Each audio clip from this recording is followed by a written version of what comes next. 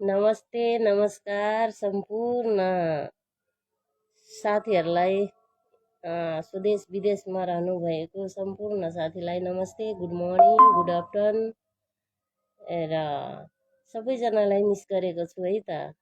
फेरि मलाई आज लाइफमा आउन मन लाग्यो अनि त्यही भएर म लाइफमा आएको।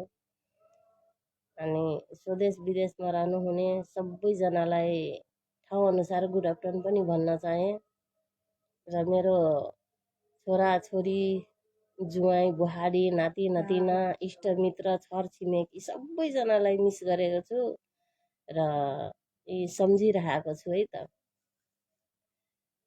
र आज यसपालिको चुनाव कस्तो भयो होला, सबैजना राम्रोसँगले भोट दिनुभयो होला। यसपालिको नयाँ सरकार आउने भला छ, अब नयाँ देश बन्ने भला छ। यो नयाँ सरकारले अब नयाँ देश बनाउने होला, बेरोजगारहरूलाई सबैजनालाई रोजगारी दिने होला। नयाँ सरकार, नयाँ देश, नयाँ कानुन आइसकेपछि अब देश बनिन्छ होला नेपालमा।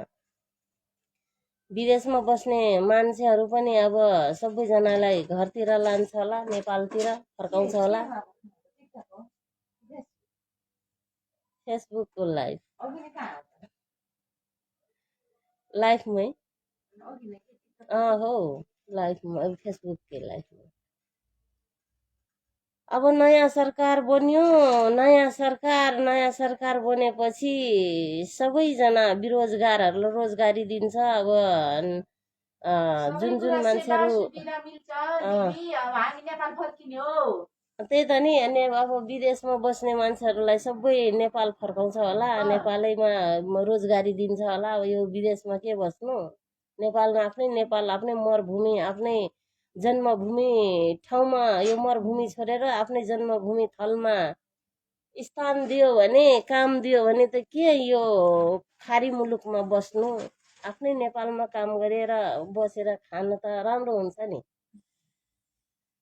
यो सबै बेरोजगारहरूलाई रोजगारी दिएपछि त नयाँ सरकारले अब कानुन बनाउँछ होला नि, नयाँ कानुन, नयाँ देश, नयाँ कानुन।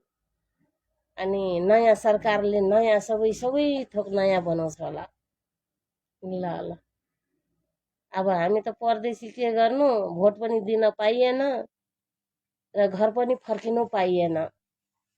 अब यतातिर एकदमै हमला भएको थियो, अब हिजोदेखि समाधान भयो।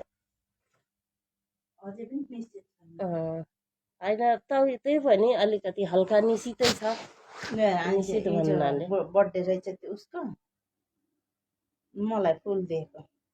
बेरोजगार के भन्छ हौ, के धमिल देखाएको के त्यो मेरो के भन्छ यो क्यामेरा नै उ छ कि बिग्रेको, क्यामेरा राम्रोसँगले। अब यो मरुभूमिमा फुल समात्नु न, हजुरलाई दिएको थिएँ। म पनि यसरी भनिदिएको नि, आई लभ यु। बाप्रे, आई लभ यु फेर गरौँ त, हेर। यदि यस्तो त बनाउनु, अलि त बनाउनु। आई लभ यु अब जस्तो आउँछ त्यस्तै बनायो।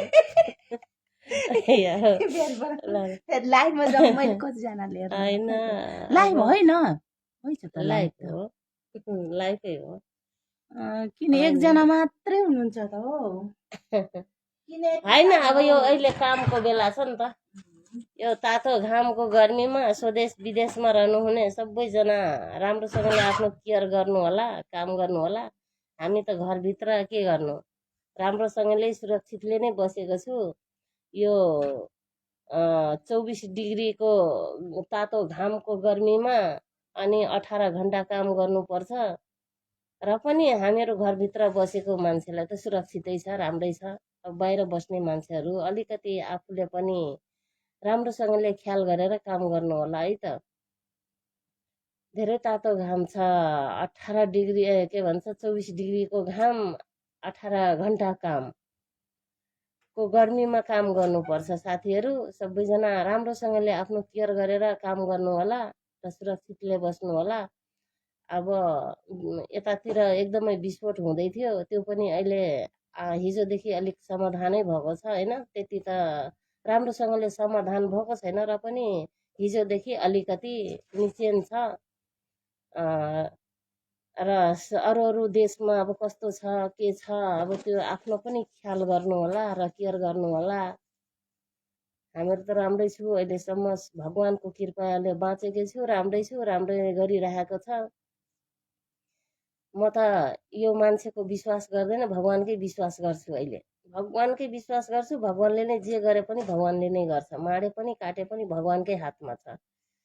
र त्यही भएर साथीहरू सबैजना आफ्नो ख्याल गर्नु होला र सुरक्षितले बस्नु होला। जुन जुन ठाउँमा हुन्छ त्यो त्यो ठाउँमा आफ्नो आफ्नो आफैले ख्याल गर्नु होला। यो परदेशको ठाउँमा कसैले पनि अरूको ख्याल गर्दैन र देख्दैन पनि। आफ्नो स्वास्थ्य आफैले हेर्नुपर्छ। ल ल, मेरो पनि अब ड्युटी जाने टाइम पनि भइसक्यो। अब सबैजना एक दुई शब्द बोल्न पायो, खुसी लाग्यो सम्पूर्ण साथीहरूलाई। ल ल, ओके, बाई बाई। अब म कामतिर लागेको है त।